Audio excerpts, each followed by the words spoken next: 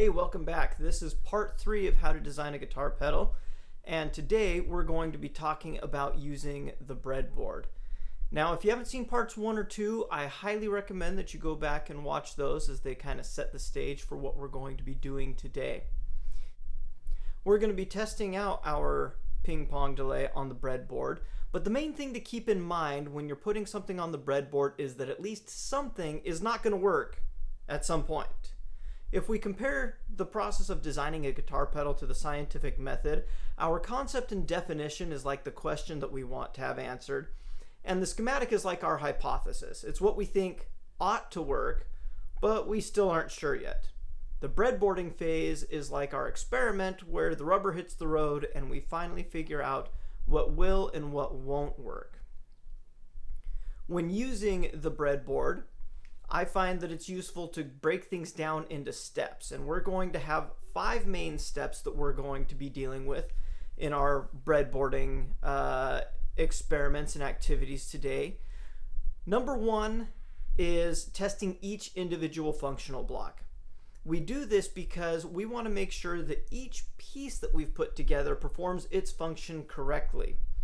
At this stage, we're not worried about any of the things like filter cutoff frequencies or the sweep of the controls or anything like that. We're just worried about making sure that the overall architecture of that block is going to work. The second step is to put all the functional blocks together and to try and make sure that we can get signal from all the way from the input all the way to the output. It may not necessarily sound pretty or exactly the way we want, but if we go through that stage and we have found that something isn't quite working, we already know each functional block is okay, so there must be something going on in the way that we've hooked them up together. Once we've gotten to the point where all the functional blocks are working in conjunction with each other, we can pass signal all the way through. Then what we're going to do is we're going to tweak the circuit. Tweaking the circuit, in my terminology, is where we start messing with the architecture. That's where we try different ways of implementing controls, or maybe we'll try different features that we had identified at some point. For example, in the last video, I had mentioned that I wanted to experiment with some modulation on the delay. And so what we'll do is we will rig up some kind of an LFO, we will attach it into our circuit, and we're going to see if that works. And if it works, then we'll play with kind of the architecture of the LFO and its implementation, and we're going to just kind of start fleshing out some of the things that we didn't have a really good solid idea for in our schematic stage.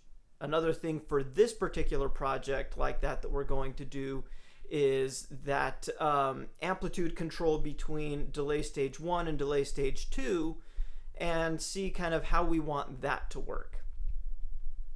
The fourth step is tuning. Tuning is where we go around swapping values to really dial in the behavior and the sound the way that we want it. Some things that we'll tune are things like corner frequencies, sweep of control. In this particular case, we're going to be determining what our minimum and maximum delay times are for our delay stages, and just really kind of getting everything working the way that we want. The final step is going to be updating our schematic. Now wait, you say, that's schematic work, that isn't breadboard work. But let me tell you, if you make architectural changes to your schematic and you wait to update your schematic until after you've done all your breadboard stuff and maybe it's been a few days or something, it gets really, really nasty to trace through a breadboarded design and translate that back to a schematic. So what we're going to do is, as we go along, we're going to keep track of the changes that we want to keep. We're going to add them into the schematic. We're going to update values as we settle on them. So it's not really its own independent after everything is done phase, but it's kind of a, as we go along and we're changing things, we're going to be updating the schematic so that if we ever need to refer back to it to figure out exactly what's going on our breadboard, that we can do that. And once we have got that done, then we'll be ready to go on to the next phase of the design, which is going to be PCB layout and sending the boards off to fab. All right, so here I've got my breadboard set up. I've got my test box, my two breadboards. On this breadboard over here, I've got my input and output buffers arranged according to our schematic. And over here I have our first delay and our second delay also arranged according to the schematic, though since between video 2 and this video I did make one small change to our schematic, which is to do with this interstage amplitude control. I added R36 here to make it so that when our feedback is all the way at 0, we still get some amount of a repeat on the second side. And we can adjust how strong that repeat is with R36 and R19. R19 is just setting the value of this.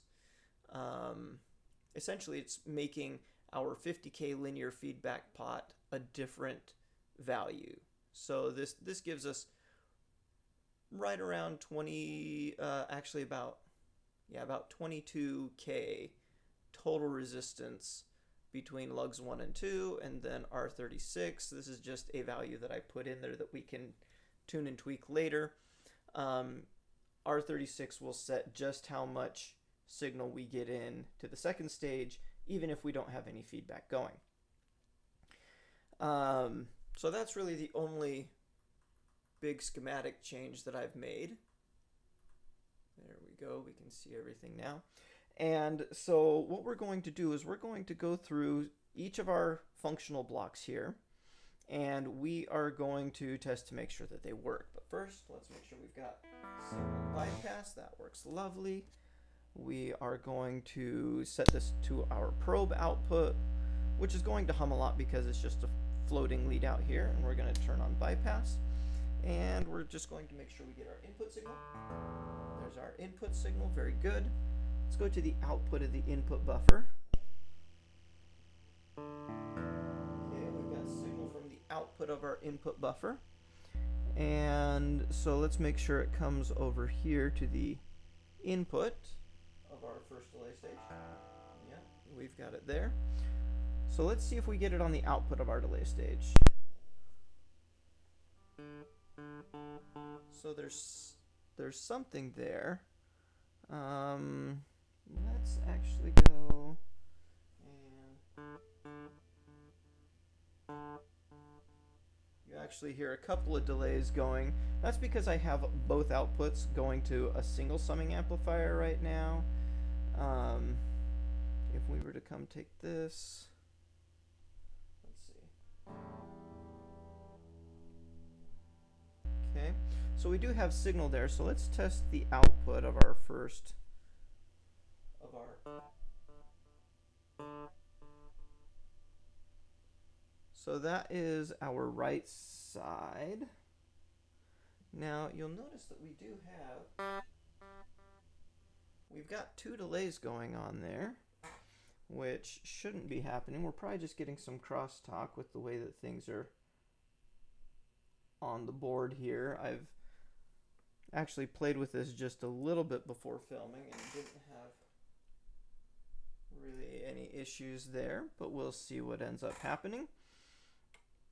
So let's make sure that the input to our second stage is coming. Let's see. Oh, there we go. I was on the wrong side of that resistor.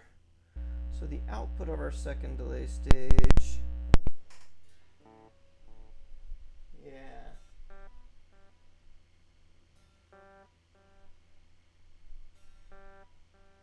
So there we go. I'm just going to set my delay stages to the maximum time, just so that we can hear them. Actually, I'm going to make this one be a little bit off, and I'm just going to put them all into the same summing amplifier here so that I can easily Here, if I've got both of my delays,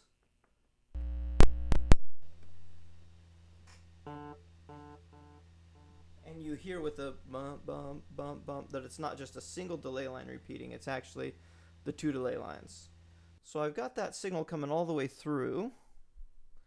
And for those of you who are interested in this test box, I can use this tone, turn on my tone generator, and that's what it sounds like. So I don't have to strum the guitar. I can come probing through and hear the different signals. I just had a guitar at hand. So I'm actually going to turn that off, turn off the probe, and so there we've got our signal coming all the way through. Let's go ahead and play with some of the controls and see if they are to our liking. So we've got our, so that's kind of our maximum, well, here's our maximum delay time right here,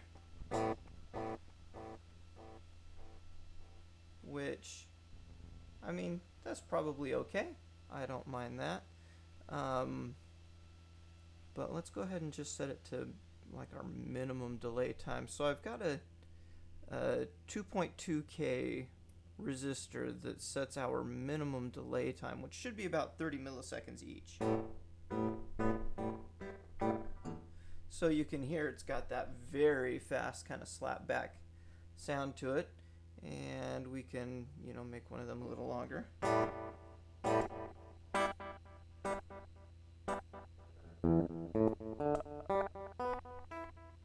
Okay, we've got some feedback going.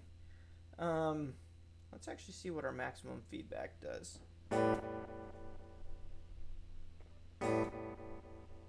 So our feedback resistor right now is set to,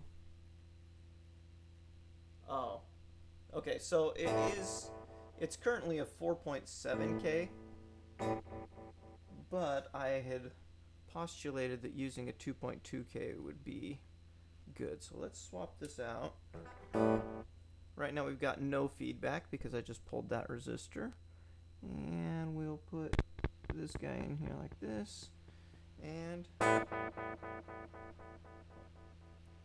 now that is some longer repeats.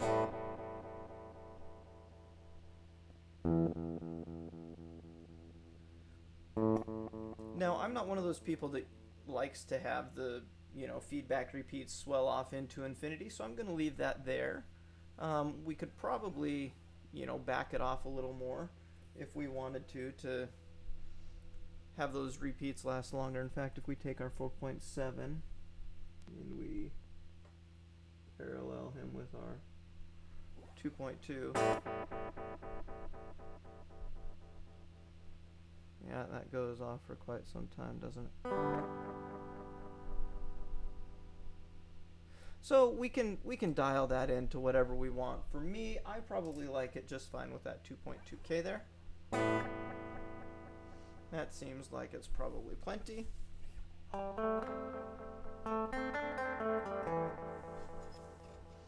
go ahead and turn this guy up. Oh, go ahead and turn this guy up some.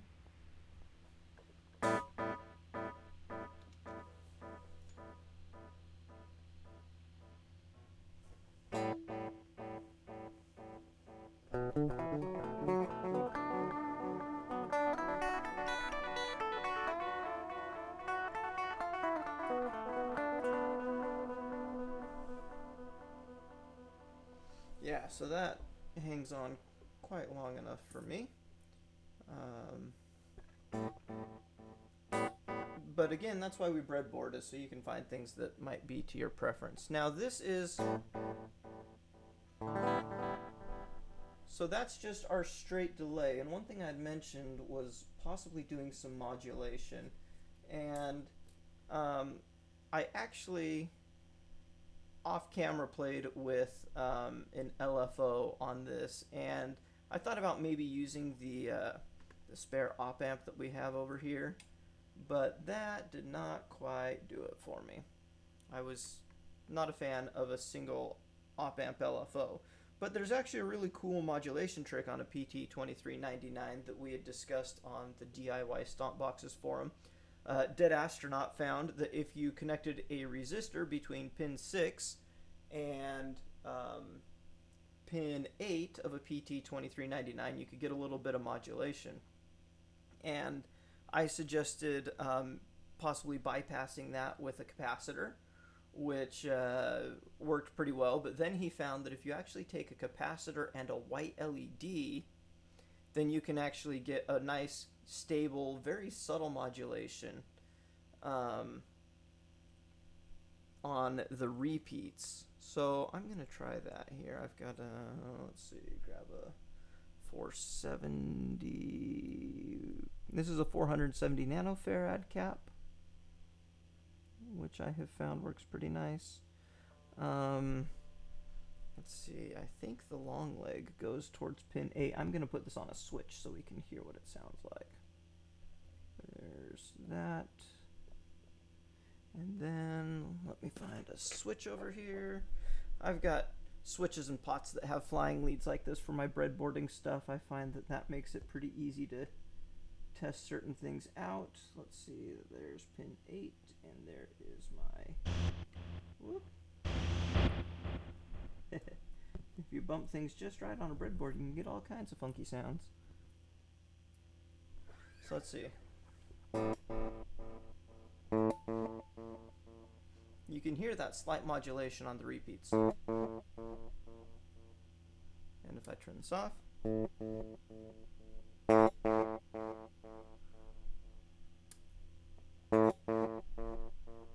and the reason I'm only doing modulation on just one of these, or why I think I only need modulation on one, is because the modulated signal comes out of the first delay stage and into the second delay stage, and we're just delaying a modulated signal here. So it's not like we need to do any modulation on the second delay stage. So I'm going to just have it on the first stage. I think I'll actually make it so that I just have a switch. So that I just have a switch for that on the actual circuit. Okay, so here on the actual schematic, I have implemented this. This is an SPDT switch. We're just going to use 1/2 of it. We've got our cap, which this is actually the wrong value. Oops. Oh. Let's see. Value is going to be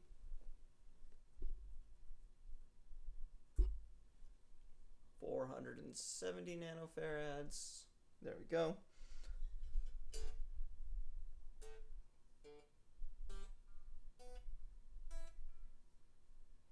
I'm going to turn that off just for the time being so that we can see if there's anything in this that we want to change from kind of a tonality perspective. So I'm listening to the repeats and trying to make sure that things sound good. A ping pong delay is supposed to be pretty high fidelity, and so I actually had, as I was thinking about it, thought that I probably wanted my repeats to have a bigger capacitor coming back through here. So I changed this to a 1 microfarad just to try it out. But we originally specified a 10 nanofarad, which if we put that in here, let's see, like that, you can hear, I'm going to turn the feedback up so we can hear those repeats better. You can hear how we're losing a ton of that low end as we go along. If we put our 1 microfarad back, and try that again.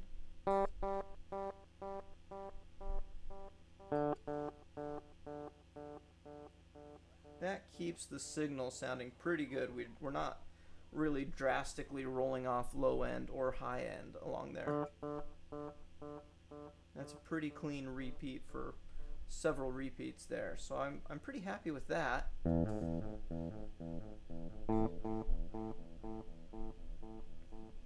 Okay. So yeah, we're gonna stick with that change. Another thing we could change is we could mess with the modulator and demodulator caps, or the caps that, for example, go between our op amps on the PT2399. But honestly,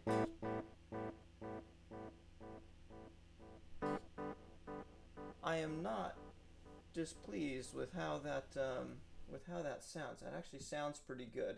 And one thing to keep in mind is that as we breadboard, um, we want to make sure that we're not um, we want to make sure that we're not getting too set on like super fine values, because we'll do some additional tweaking on our PCB itself.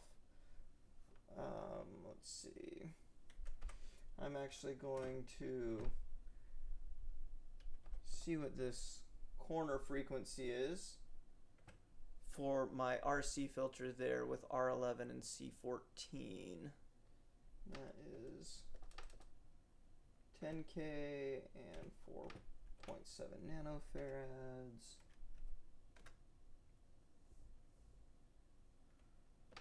Well, it helps to actually put everything in just right. So that's we're only rolling stuff off above 3.4 kilohertz, 3.3 kilohertz roughly. So that filter is letting pretty much everything pass. So I'm not too worried about that corner frequency. More than anything, we just want to roll off any of the really high frequency digital hash that can come out of a PT2399.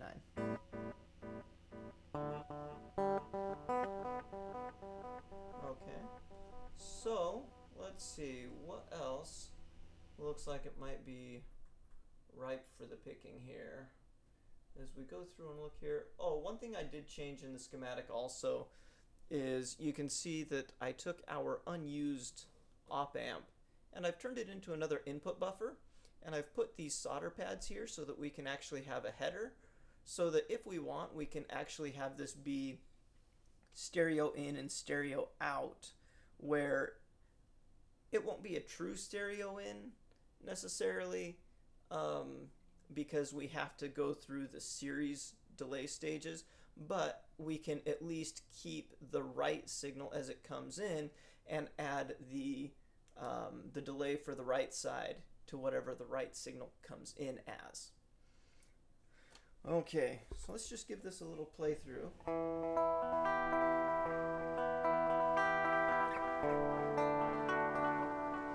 Turn our feedback down a little bit here, and I'm actually going to turn the mix down a little on each of these guys just a little bit.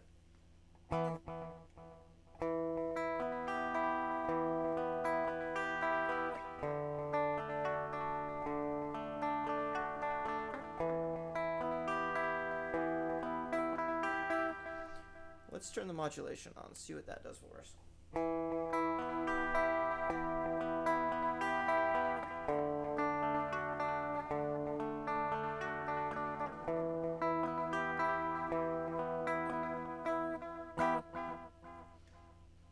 Okay, so I'm liking the way that that's sounding. What I'll want to do next is actually test the stereo operation, but I can't do that and record my my mic for my talking at the same time. So I'll go ahead and do that off camera, and maybe I'll put a little sound sample in or something there. But based on our schematic that we had, we made just a couple of very minor changes, tweaked just a couple of values, and it's sounding really quite good. So I think we're at a point where we can call the schematic good, and we will next time work on laying out a board and getting it ready to send to fab.